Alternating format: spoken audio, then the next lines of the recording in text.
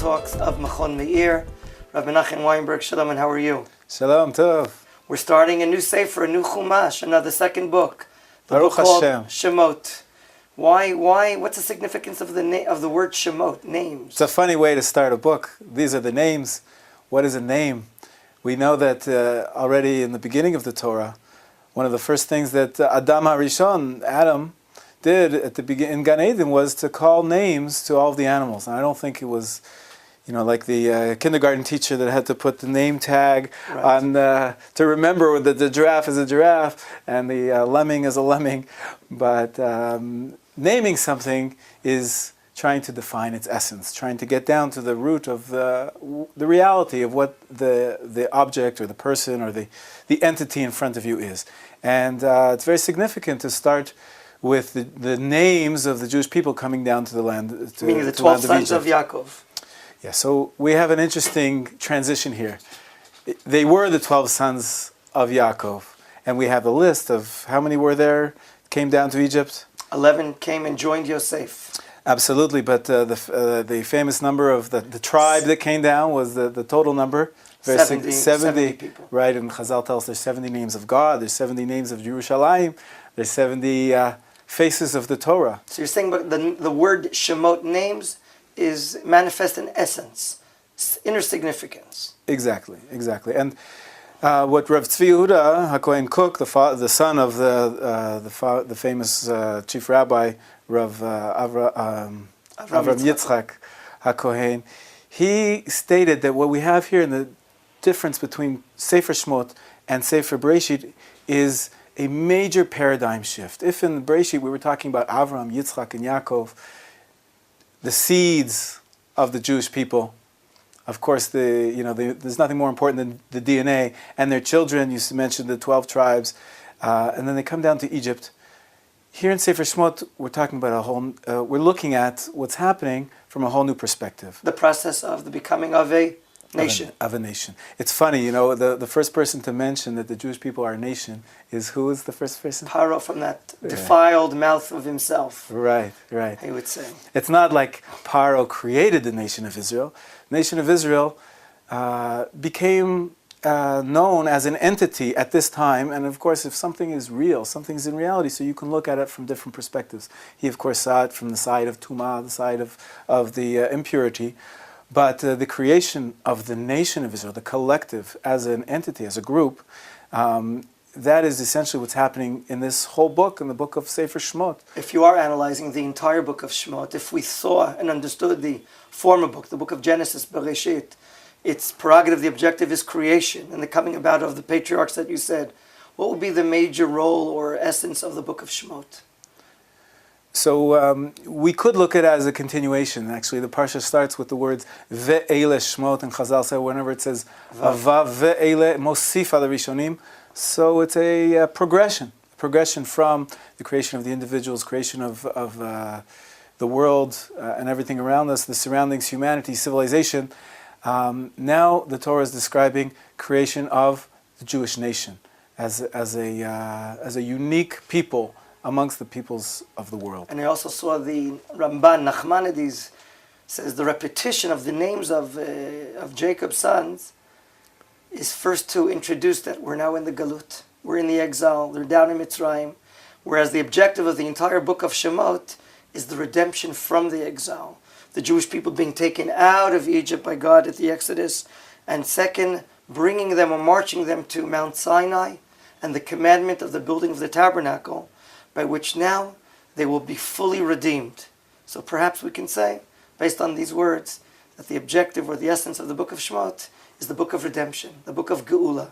For sure, and if we connect it back to the Garden of Eden, man was banished from the Garden of Eden after his sin, and now we have the Jewish nation preparing themselves, coming out of Egypt, receiving the Torah, and making their way back to the land of Israel, sort of closing the circle from leaving that place of that higher consciousness, that higher morality, which we were supposed to be in when God created us, and as a nation coming back and fixing all that we needed to fix to get back to the land of Israel.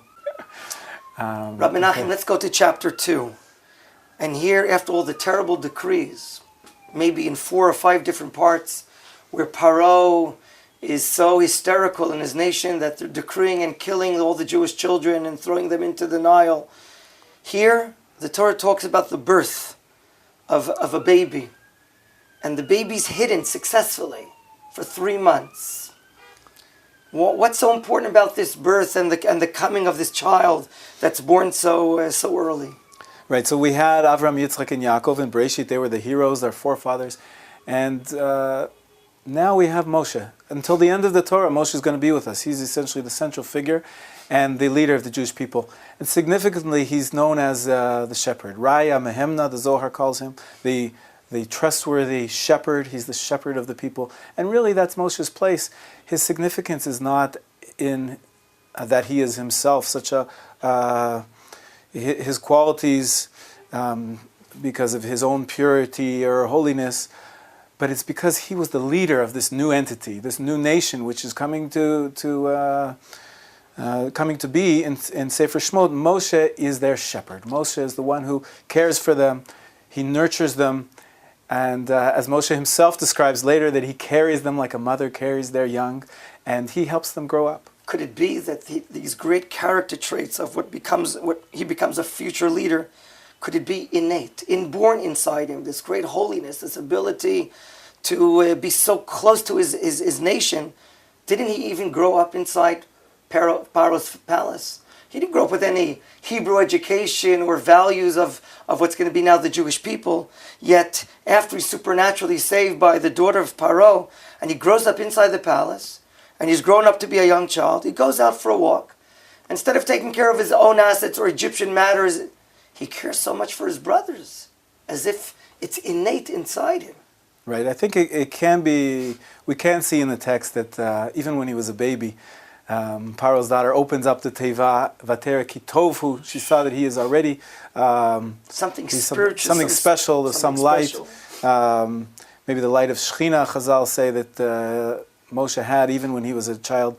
But for sure, as you described, the Torah tells us 3 stories about Moshe, how he grew up, and the defining character about him was his sense of belonging, his sense of caring for his brothers. What are the 3 stories we learn about? First, Moshe comes out, Vayigdal Moshe vayitze elechav. He goes out to see his brothers, and they're suffering. They were working as slaves in Egypt, and he saw a non-Jew, an Egyptian that was trying to kill a Hebrew, and he couldn't stand by, and he saves him. And the next story, he sees 2 Jews also fighting between themselves, and that also he tries to intervene. And the third story, also when he sees injustice, even when he runs away to Midian, and he sees some shepherds that are bullying these 7 daughters of Yitro. Yeah, giving them trouble. He stands up for them too. And so the second element, other than his care for his people, is his sense of justice and his being a real defender of the oppressed. And saving people.